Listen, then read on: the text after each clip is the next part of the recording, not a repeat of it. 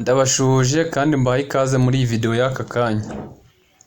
Muri video y'aka kanya ngiye kubereka akantu k'ingenzi, ngiye kubereka uburyo ushobora kuba wabona mega za buri munsi. Hari abantu benshi bagura mega za buri munsi kandi hari uburyo ushobora kuba wahagarika kuba wagura mega za buri munsi kugira ngo n'amafaranga wagakwiye kuba wagura mega uyakoresha ibindi. Rero aka kantu abenshi ntabwo bari bakazi, niyo mpamvu nagize ngo tukarebere hamwe kugira ngo buri wese akamenye. Wowe icyo usabwa ni kimwe gusa, ni ugukanda subscribe, ugakanda like, ukandika na comment hari icyo wifuza ko twakugezaho ubutaha, ubundi tukazakomezanya mu kiganiro cy'ubutaha. Rero ntiwibagirwe no gusharinga kuri bagenzi bawe kugira ngo nabo bibagereho, kuko buri wese aba akeneye kumenya amakuru nk'aya ngaya. Kuba wabona internet y'ubuntu rwose urakoresha uri free nta kibazo, ni ibintu byiza kandi bifite umumaro. Rero tudatinze zina application zacu. Murabona iyi application kanze nyibereke neza kugira ngo buri wese ayibone. Murabona iyi application ya hano yitwa Stack VPN. Ushobora kuba wayibonaga ukibaza uti mbese iyi Stack ikora ite?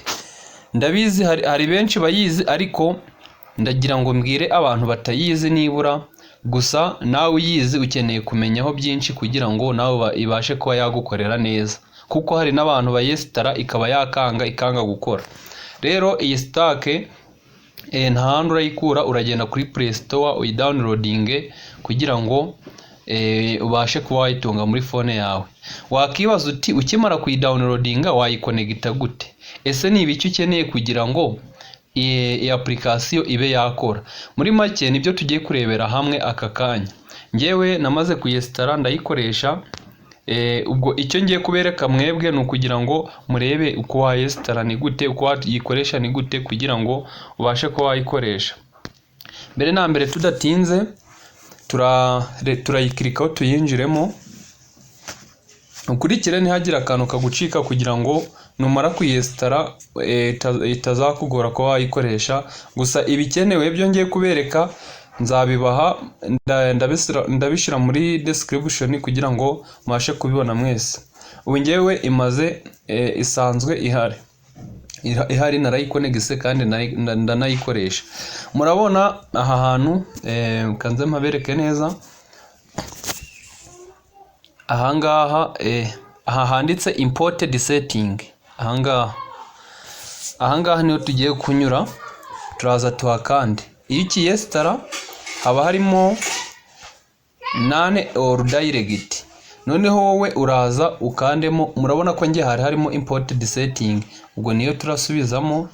Noneho tuze hano hejuru kuri utu turongo dutatu tw'ibumoso tudukirikeho. Noneho tuze dukirike hano kuri import setting nkuko muri kuhabona.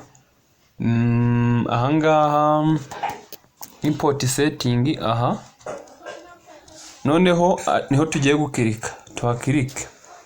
Nitumara kuhakirika haratugeza ahangaha. Murabona ko hatugeje muri file yacu. Ubwo mbese tugiye kurebamo, kuko kuyikoresha hari udufayile bagusaba. Murabizi ko ntabwo ikorana na MTN, niyo mpamvu hari udufayile bagusaba tujyanye n'indi mirongo ishobora kuba yakorana natwo. Turaza tudushake muno. Noneho turaza hano kuri Bluetooth. Ngewe batumaye kuri Bluetooth umuntu watumaye. Noneho murabona aka kanditseho ngo Jet VPN. Hariho umubumbe, hariho computer, hariho n'idarapo ry'u Rwanda. Mbese muri make bwo kanako kugira ngo we wayikonegita ikorane, mbese ikorane n'umurongo wa Airtel. Noneho uragakirikaho. Urabona ko bambwiye ngo import file success, nkande kuri OK. Urabona ko ubwo ngewe nari nsanzwe narakesitaye, gusa wowe utarakesitaye ni uburyo ukesitaramo. Ndashyira nimero za WhatsApp muri description, nazo muzibone mwe mwanyandikira kugira ngo rwose ntubagezeho ntubahe, kugira ngo mutubone mubashe kudukoresha. Noneho ukimara ubwo mbese muri make wamaze kudownloading application, uyigeza muri application zawe zisanzwe, urayifite application yawe. Ubwo icyo ukeneye ni utu dufayile kugira ngo ubashe kuba watwimportingamo utangire wikoreshe. Noneho reka nze nyiconnecte murebe. Murabona ko handitse not connected. Mbere na mbere uraza ufungure data nk'ibisanzwe, making sure ko wafunguriye ku murongo wa Airtel. Nitumara kuzifungura turaza dukande ahangaha hagati, kanze mabereke ahangaha muri uru ruziga, urunguru rwa hano nirwo tugiye gukandaho. Noneho nitumara kurukandaho barahita batwereka ngo connecting, ruhite ruba icyatsi, bahita batwereka ngo connecting, dutegereze. Iyi application itanga mega rwose zizewe, ureberaho video, uradownloadinga, mbese buri kimwe ugikoreraho kandi ukagikora neza. Buri munsi nta gutakaza amafaranga yawe ngo uri kugura mega za buri munsi, ahubwo iyi ngiyi yagufasha kuba wagabanya kugura mega za buri munsi. Urumva ko nabyo biba ari ikibazo kandi bikonsoma amafaranga menshi, kandi wagakwiye kugira ibindi ushobora kuba wayakoresha. Murabona ko yabaye connected. Ubwo iyo iri gukora ahangaha irabara, murabona ko hano upload and download hose iri kubara, kandi n'ahangaha byanditseho ko ari connected. Ubwo yabaye connected muri make, ubwo utangira kuyikoresha bisanzwe. Nk'ubu ngubu nshobora kuba naza hano kuri Google andikamo ikintu runaka, wenda nkaba navuga ngo YouTube dashboard, nkaba nayikirikaho, ubundi nkategereza, ubundi nka searchinga. Mbese muri make iyi application irakora, upfa kuba wowe uri ahantu hagira connection zihagije, mbese umurongo wawe uri ahantu hari connection zihagije, birakora rwose neza cyane. Ubundi ibintu byawe ukabikurikirana ku mutuzo, wimereye neza na mega zawe. Icyo usabwa wowe ni ukugira ngo umenye ubu bumenyi, kandi umenye no kuba wamenya kuba wabukoresha. Hari abantu tubwira ibintu ntibabiha agaciro, kandi ni ibintu biba ari ingenzi mu buzima bwabo, ni ibintu baba bagakwiye gukoresha. Wowe niba utarakanze subscribe, murabona ko ibyo nsacinze barabinyeretse. Ubwo nakomeza n'ibindi, byaterwa n'ibyo ushaka gusacinga, ni byinshi wasacinga.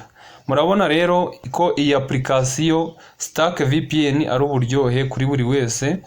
Iyo urangije kuba wayikoresha uraza hano kongera ugakandamo ubwo muri application ukayigira disconnect, ubundi ukaza ugafunga data nk'ibisanzwe.